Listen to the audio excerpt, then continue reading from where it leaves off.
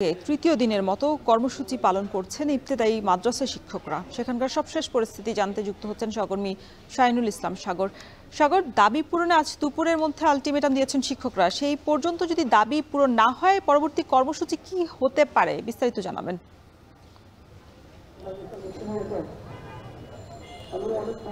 আপনি জানেন যে ইবতেদায়ী মাদ্রাসার যে শিক্ষকরা তারা আজ থেকে তাদের আন্দোলনের যে সময় কর্মসূচিতে সময় দিয়েছেন সেটা যদি দেখা যায় যে যদি গুণি তাহলে সেটি সংখ্যায় সেটি দাঁড়ায় হচ্ছে 10ম দিন।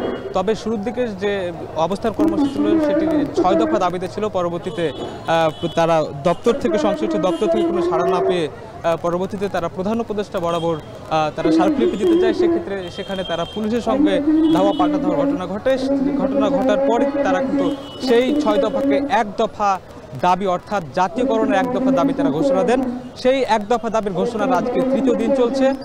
এখন পর্যন্ত তারা যে যতটুকু তাদের সঙ্গে কথা হয়েছে তারা বলছেন যে গতকাল তারা যে আলটিমেটাম দিয়েছিল যে 24 ঘন্টার মধ্যে জাতীয়করণের দাবি পূরণ না হলে তারা কঠোর কর্মসূচির ঘোষণা দেবেন।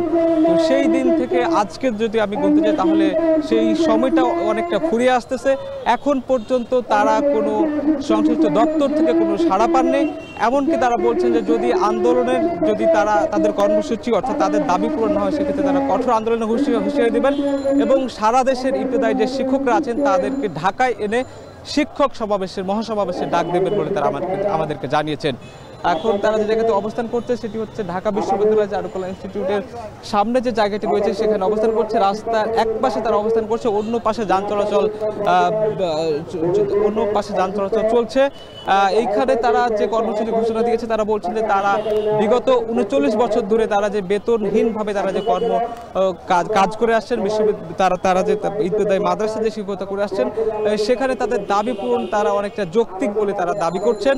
তারা বারবার বলছেন যে শুধু তারা বঞ্চিত হচ্ছেন না, এর থেকে বঞ্চিত হচ্ছে তাদের শিক্ষার্থীরা। বিশেষ করে শিক্ষার্থীরা 2022 সাল থেকে কিছু সংখ্যক শিক্ষার্থী তাদের উপবৃত্তি পেতেন, সেটিও 2022 সাল থেকে বন্ধ হয়ে যায়। পরবর্তীতে 2026 সালে জানুয়ারি মাসে আবার তাদের শিক্ষার্থীদের উপবৃত্তি দেওয়ার কথা থাকলেও এখন পর্যন্ত জানুয়ারি মাসের শেষের দিকে কিন্তু তাদেরকে শিক্ষার্থীদের উপবৃত্তি দেওয়া হয় নাই। সুতরাং তারা বলতে চাচ্ছেন তাদের দাবি যৌক্তিক এবং সারা বাংলাদেশের প্রায় 12,000-এর বেশি ইবতেদায়ী মাদ্রাসা রয়েছে এবং যে মাদ্রাসাগুলোর প্রায় 1519টি মাদ্রাসায় শুধুমাত্র শিক্ষকরা তারা বেতন ভাতা পান। সে সংখ্যাটা খুবই নগণ্য। শুরুর দিকে যেটি ছিল 500 টাকা, যেটি এখন বর্তমান 2026 সাল পর্যন্ত সেটি 3500 টাকা প্রধান শিক্ষকের এবং যারা সহকারী শিক্ষক তাদের 3300 টাকা বেতন ভাতা রয়েছে। বাকি 10.5 যে শিক্ষক রয়েছে তাদের এখন পর্যন্ত তারা কোনো সরকারি সুযোগ সুবিধা পান না, অথচ তারা দাবি করছে তাদের নিয়োগ প্রক্রিয়া থেকে শুরু করে সবকিছু সরকারের নিয়মে তাদেরকে চলতে হয়।